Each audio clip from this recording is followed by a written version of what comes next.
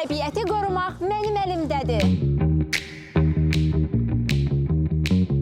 Araz Supermarketlər şəbəkəsi bu şiarı altında bir neçə ekoloji layihələr həyata keçirdir. Və bugün Ekologiya və Təbii Sərvətlər Nazirliyi həmçinin Araz Supermarketlər şəbəkəsinin təşkilatçılığı ilə Tullantıları hədiyyələrə dəyiş festivalındayıq. Bu dəfə festival Bakı Dövlət Universitetində keçirilir.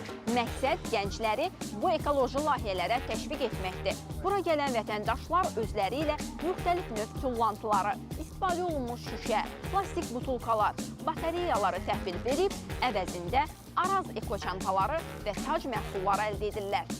Özünüzlə nə gətirmişdiniz festivala? Plastik butulkalar, Nə qədər? 300 litrdən çox. Və nə qazandı? Hədiyyələr.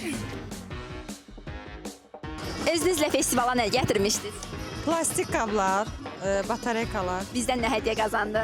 Araz eko çantası və içərisində şirniyyat. Özünüzlə hansı tullantılar gətirmişdiniz? Batareyaları gətirmişəm. Yaxşı belə bir tədbirlər var, çox şadır. Təşəkkürlər.